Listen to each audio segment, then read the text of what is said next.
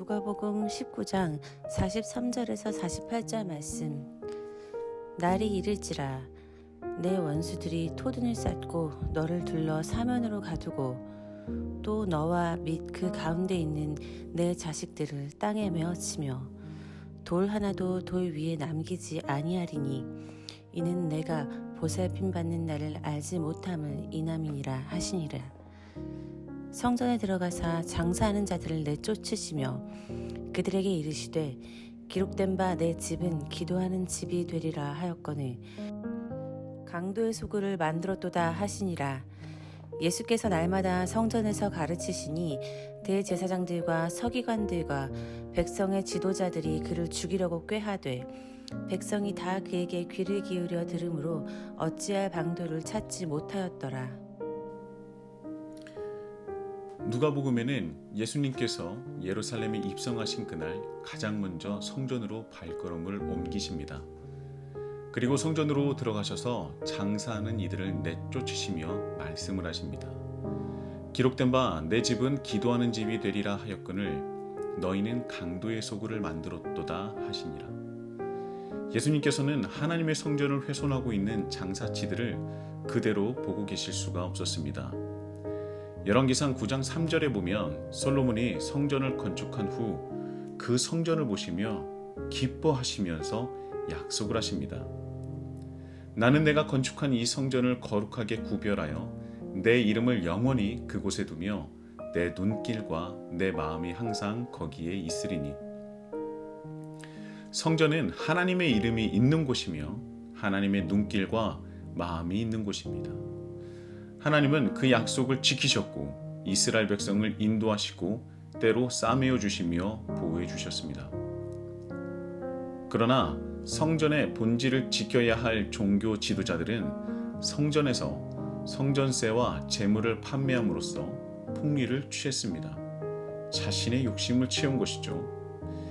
이스라엘 백성이라면 반드시 내야 하는 성전세를 자신들이 높은 가격으로 강매하는 동전으로만 받아 풍리를 취하고 제사에 쓰일 재물 또한 성전에서 판매하는 가축으로만 제사를 지낼 수 있도록 하여 돈 없는 이들은 제사조차 드릴 수 없는 지경으로 만들었습니다.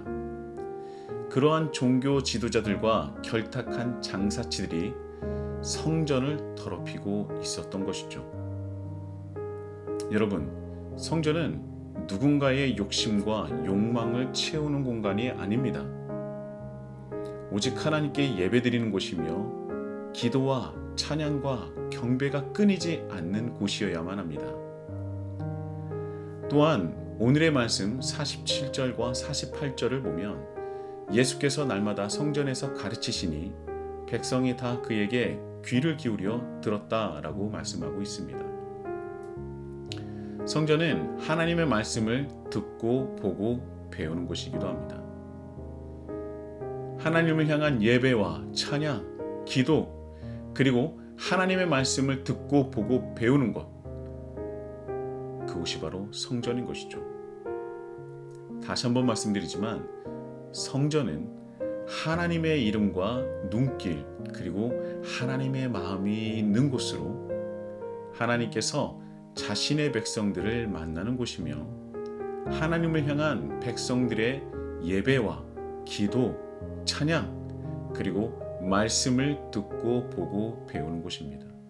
그것이 바로 성전의 본질인 것이죠. 예수님께서 이 땅에 왜 오셔야만 했을까요? 저는 이 본문을 묵상하면서 이런 생각이 들었습니다. 혹여 하나님을 믿는다는 우리가 성전에 대한 그 본질을 훼손하여 잘못된 믿음과 신앙을 가지고 있었기 때문이 아닐까요? 누가복음은 대략 주후 70에서 80년 사이에 기록된 것으로 알려져 있습니다. 요세푸스의 기록에 의하면 로마 황제의 아들 티투스는 반란을 일으킨 이스라엘을 향해서 대대적인 군사를 일으키고 강압적이고 파괴적이고 잔인하게 진압하였습니다. 로마와 이스라엘 간의 전쟁이 일어난 것이죠. 이때 이스라엘 백성 수십만 명이 죽었고 또한 하나님의 성전이 완전히 파괴되었다고 요세푸스는 기록했습니다. 즉 누가가 누가복음을 기록할 때는 이미 성전이 파괴되었던 후라고 볼 수 있는 것이죠. 저는 이 말씀을 묵상하면서 파괴된 성전을 생각하며 가슴 아파하고 그 쓰라린 마음을 부여잡고 있었던 누가를 상상하게 되었습니다. 성전이 파괴되고 수많은 이들이 죽을 수밖에 없었던 이유가 무엇일까? 바로 그 신앙의 본질을 놓친 우리의 모습 때문이 아니었을까? 저는 이 본문을 보면서 이 누가의 그 마음을 느낄 수 있었던 것 같습니다. 여러분, 우리의 신앙은 어떻습니까? 신앙의 본질인 하나님을 온전히 예배하고 있습니까? 하나님이 그 거룩한 뜻을 받들고 순종하며 우리는 예배자다운 모습으로 살아가고 있습니까? 그 신앙의 본질을 붙잡고 살아가고 있습니까?